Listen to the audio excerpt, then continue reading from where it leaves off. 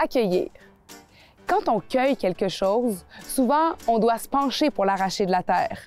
Et quand on accueille quelque chose, c'est cette chose elle-même qui vient à nous. Mais laisser cette chose ou cette personne venir à nous, c'est pas seulement passif. Accueillir, c'est tout un art. Le ou la véritable poète a comme vocation d'accueillir en lui ou en elle la splendeur du monde. Accueillir toute la splendeur du monde, c'est une pas pire mission quand même. Je pense pas avoir en moi encore assez d'espace pour ça. Alors pour l'instant, je me contente d'accueillir mes proches pour souper, d'accueillir les petits pépins du quotidien et d'accueillir les magnifiques couchers de soleil le long du fleuve. Dans le fond, c'est peut-être ça la clé. Plus on accueille de gens ou de choses, plus notre espace d'accueil grandit et plus on fait de place pour des petits bouts de splendeur du monde. Non? Je vous laisse le temps d'y penser.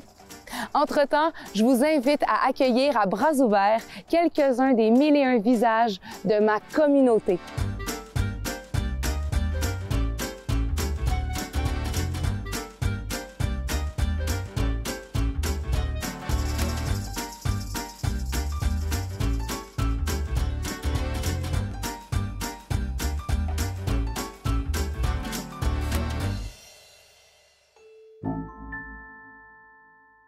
Ça fait très longtemps que j'avais ce goût de recevoir des gens de partout qui viennent dans nos régions et qui viennent un soir chez l'habitant. La maison, elle est vieille de 67, puis il est encore vivant, celui qui a construit la maison, M. Germain. La maison, si on la regarde, elle a 2 pignons. Pignons, c'est pas fréquent dans tous les pays d'appeler des pignons les toits de maison en pignons. C'est pas des noix de pain, c'est difficile à expliquer aux touristes. Je m'appelle Lise Moisan, je suis enseignante retraitée, grand-maman de 7 petits-enfants et maintenant propriétaire du gîte aux 2 Pignons à Donnacona.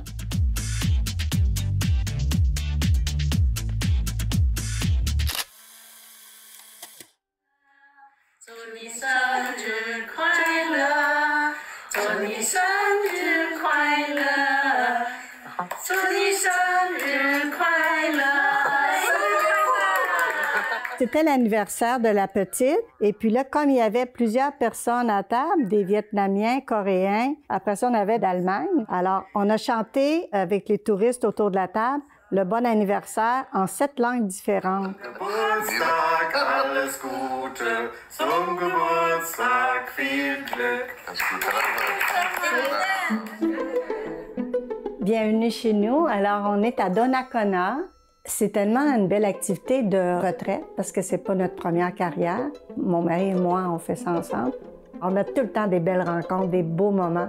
Ça établit tellement des belles relations, puis ça nous nourrit beaucoup aussi. C'est des beaux échanges. Et bien souvent, c'est que le monde est petit. Ça nous donne le goût de toujours se lever, que la maison soit propre, que la maison soit entretenue. Bien, elle a toujours été entretenue parce que mon mari s'en occupe bien. Je fais écrire dans un livre d'invités, dans leur langue, les gens, les Allemands, les Coréens, les Vietnamiens, les Chinois. Et là, c'est toujours ces choses-là qui me rappellent que je voyage en restant chez nous.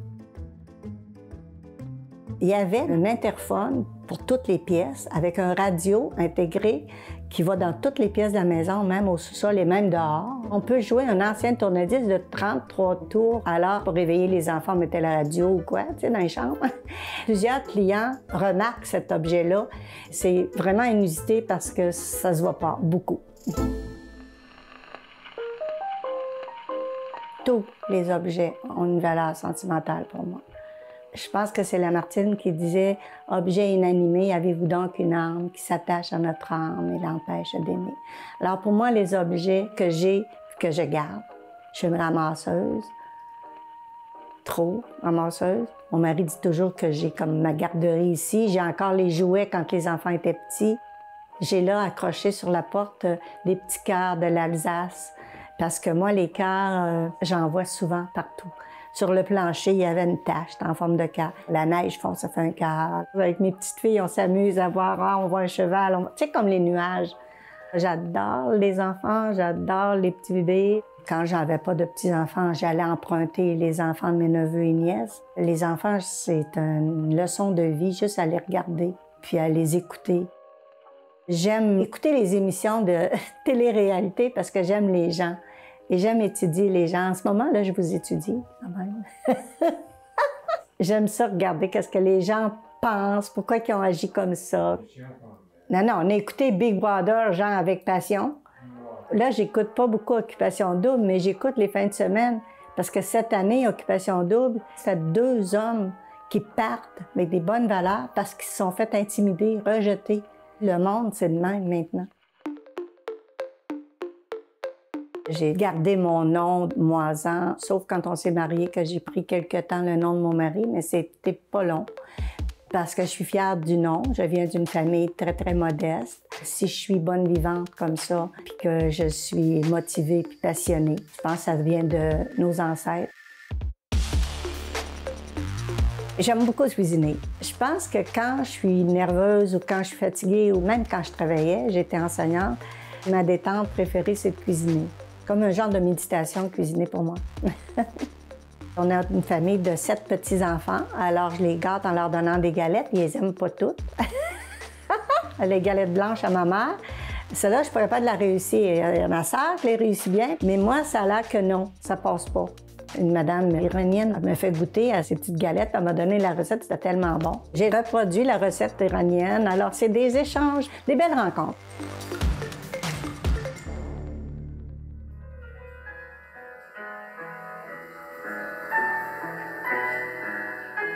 Les gens, au petit déjeuner, là, même récemment, là, en fin de semaine passée, les gens me disaient « on va partir de bonne heure », puis là, il est 10h, 10h30, on est encore à la table en train de parler.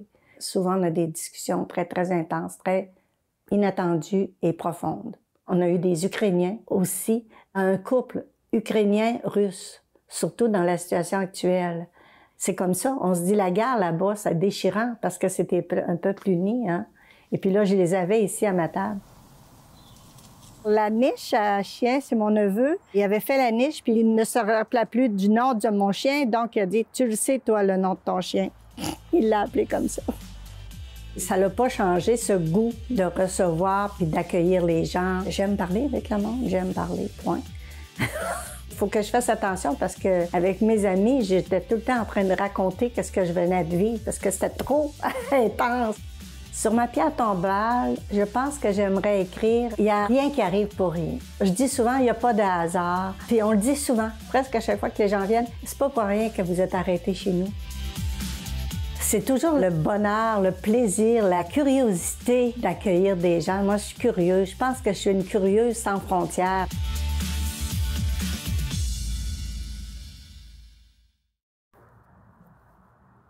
Je pense que je peux me considérer comme une bonne vivante. J'aime la vie, j'aime ça faire des activités, j'aime ça me tenir occupée.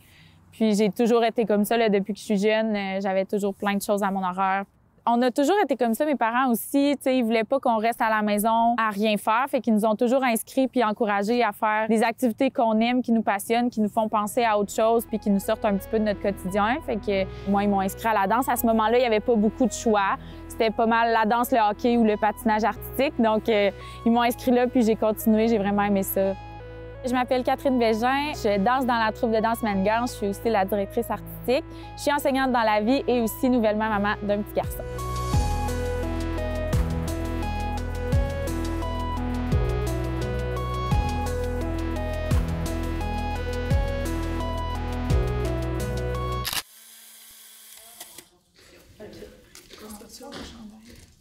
Il y a des préjugés certainement par rapport à ça, la danse folklorique, mais tous les gens avec qui j'en parle ou qui découvrent que je fais ça, tout le monde trouve ça cool, tout le monde trouve ça impressionnant. L'intérêt est encore là parce qu'il y a quand même une communauté de danseurs partout au Québec, mais c'est certain que c'est pas assez connu selon moi. Je danse dans la troupe Mannequins. Ce qu'on fait, c'est de la gigue et de la danse québécoise. Ça arrive aussi qu'on fait de la danse internationale. C'est déjà arrivé aussi qu'on soit invité à aller représenter le Québec dans des festivals à l'international. Ce Ce qui nous distingue, je pense que c'est aussi la culture qui est en lien avec ça. C'est qu'on fait pas juste danser, on en apprend aussi sur la culture québécoise, sur la nature de nos pas, ils viennent d'où. Avec la troupe, je suis allée au Pérou, puis on est allé au Mexique aussi en 2019. On fait vraiment à ce moment-là nos danses d'ici, et puis notre gigue québécoise.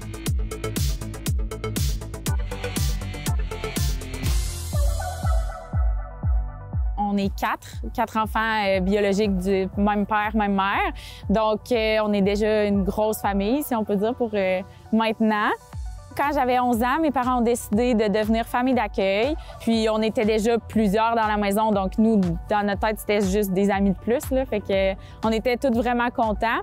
Puis, la seule chose, moi, que j'avais demandé à mes parents à ce moment-là, parce que je suis la plus vieille des 4 enfants, moi, je voulais rester la plus vieille. Fait que je leur avais dit, ça me dérange pas, mais je veux pas qu'il y ait d'enfants ici plus vieilles que moi.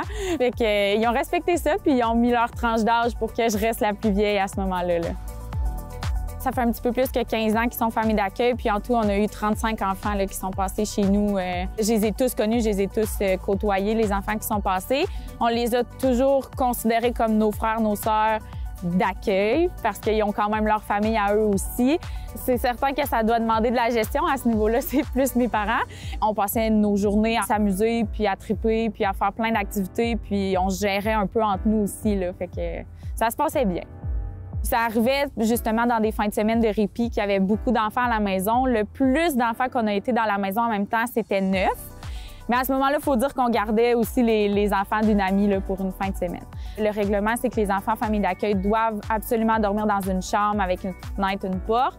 Donc, les fins de semaine qu'on était plusieurs enfants comme ça, ben moi puis ma sœur, on dormait dans un lit qui était au milieu dans le passage. C'était pas une chambre officielle, mais on dormait là pour laisser nos chambres. Ça nous dérangeait pas du tout. Nous autres, on tripait là, comme si on faisait du camping ensemble. Puis ça arrivait aussi qu'on invitait même nos cousines à ce moment-là, puis on dormait toutes en gang en haut. Puis les enfants en famille d'accueil, eux, ils avaient leur petit espace. Puis c'était le fun. Je suis enseignante, donc des enfants, j'en côtoie à tous les jours. Là, on commence à fonder notre famille. On a notre premier garçon. Je me rends plus compte maintenant que j'ai un enfant de tout ce que ça a pu impliquer pour mes parents de devenir famille d'accueil. Parce que moi, j'ai toujours dit que je voulais aussi le devenir. Mais là, honnêtement, j'ai eu un petit doute. Parce qu'avoir tout ce que ça demande, avoir ses propres enfants, honnêtement, je les admire d'avoir fait ça avec déjà 4 enfants à la maison à élever, là. Fait que je trouve ça vraiment admirable. Peut-être à ma retraite, je suis pas fermée à l'idée, mais je suis pas rendue là encore. On avait vraiment du fun avec Zachary puis Marie-Soleil, là, un lien fort avec eux autres. C'était frères et sœurs, là, Zachary et Marie-Soleil. On les a eus à la maison sur un total de quand même plusieurs années. On se considère comme des frères et sœurs pour eux, puis comme c'est des enfants avec qui on est resté proches, c'est certain que c'est difficile. Puis c'est difficile de voir aussi sa petite sœur au travers de ça, qu'on est proche d'elle, fait que c'est difficile pour elle aussi, là. Quand je l'ai su, c'est certain que j'ai éclaté en sanglots. Là. Ça se pouvait pas, on dirait. Là. C'est certain que ça l'a fait un gros choc là, dans toute la famille ici aussi. Là. Les gens peuvent voir ça négativement, là, d'avoir des enfants en famille d'accueil, mais ça apporte au final quelque chose de vraiment beau aussi. Là. On n'est pas là pour nuire à personne. Là. Le but, c'est d'aider les enfants. Puis je trouve ça beau qu'on soit encore en contact avec ces jeunes-là aujourd'hui puis que ça aille bien. C'est certain que je suis quand même une personne qui aime ça voir le positif, puis souriante, qui est de bonne humeur, puis j'aime ça quand ça va bien. Que ça va bien pour les autres aussi autour de moi. Je pense que je suis quelqu'un qui est à l'écoute des autres aussi. Je m'imaginerais pas arrêter de faire de la danse. Je le fais depuis que je suis jeune. C'est vraiment devenu une passion. On a tous commencé tout petit, puis on a grandi, puis notre rêve, c'était de se rendre dans la troupe. Donc, quand on est rendu dans la troupe, on est là depuis longtemps, on se connaît depuis longtemps. Donc, ça devient vraiment une deuxième famille, là, des compagnons puis des amis pour la vie. Là.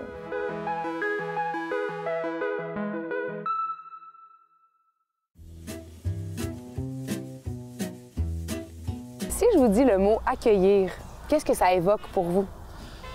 Mon Dieu, accueillir, c'est quelque chose de bienveillant. Ça veut dire avoir un esprit de famille peut-être aussi.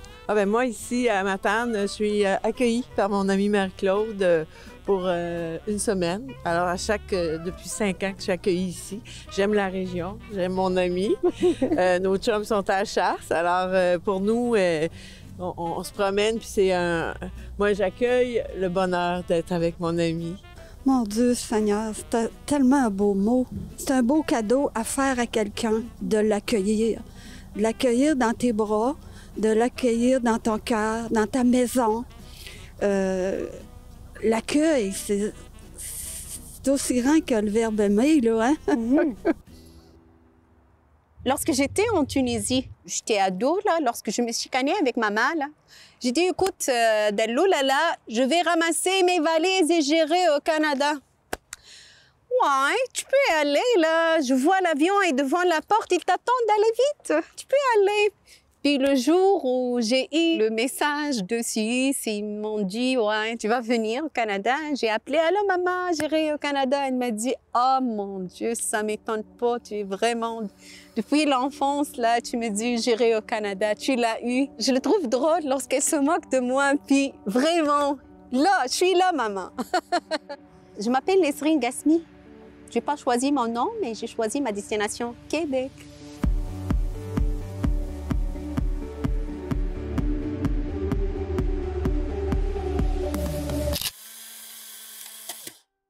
Il y a beaucoup de choses qui m'ont touchée dans la population québécoise, comme ma voiture a été prise dans la neige. Un monsieur là qui m'a vu de sa fenêtre, lui et sa femme, ils m'ont aidé vraiment à faire partir ma voiture et reprendre chemin. Ça là, ça m'a touchée beaucoup parce que vraiment j'ai senti que cette population est une population qui tend la main pour les personnes qui veulent travailler, qui veulent vraiment donner de leur cœur. Comme début, je travaillais préposée aux bénéficiaires au centre d'hébergement de Donnacona. Je travaille agente administrative classe 2. Puis, je suis monoparentale avec ma petite fille Baysane. L'amour de Québec est tatoué sur mon cœur. Je fais toujours la cuisine tunisienne, mais ça n'empêche que j'ai appris le pâté chinois, le crottin. C'est ma voisine Imelda qui m'a appris ça là, à chaque fois. Viens, je vais t'apprendre la tourtière. Ce sont les 3 repas québécois, vraiment. Je suis bonne à faire. Les plus difficiles mois que j'ai passés ici, ce sont les 3 premiers mois parce que j'ai venu sans ma fille. Cette photo, c'est la dernière journée avec Baysane à l'hôtel. Puis j'étais très triste là, de la laisser, mais c'est ça. L'immigration, elle n'a pas accepté la première demande, ni la deuxième. J'ai jamais été séparée de ma fille. Ça a été très difficile. Mon employeur, quand même, il m'a rédigé comme une lettre. Il a dit que la madame, elle vient en période de Covid pour nous aider. Puis là, vous n'acceptez pas que sa fille vienne. Elle avait juste 4 ans. Avec cette lettre, au bout de 15 jours, j'avais Baysane. Ça a été très touchant de la voir. Je ne peux pas oublier les moments lorsque je l'ai vue à l'aéroport. C'est la première fois que j'ai senti la dépendance. Moi, j'aime pas être dépendante, mais malgré moi, je suis dépendante à ma fille. Moi, je suis une personne qui peut aller n'importe où, n'importe quand, effacer, reprendre de nouveau. Mais sans Baysane, là, c'est très difficile. Elle parle très, très bien. Elle a l'accent québécoise.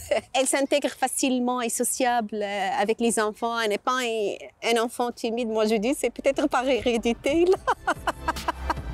Si aujourd'hui, j'ai réussi de venir ici, le lendemain, c'est votre tour. Vous êtes capable. Moi, j'ai trouvé ma chaîne YouTube comme un miroir qui reflète mon expérience. Je connais beaucoup de monde, des infirmiers et des infirmières qui peuvent donner de la valeur ajoutée à cette société. Allez voir les ressemblances, l'humanité, les valeurs, l'amour. On est les mêmes. D'intégrer ces belles valeurs québécoises, c'est mon passeport pour escalader et exceller. J'ai jamais senti que je suis une étrangère ici, au contraire. Moi, j'appelle mon arrivée et ma vie ici une nouvelle naissance, vraiment.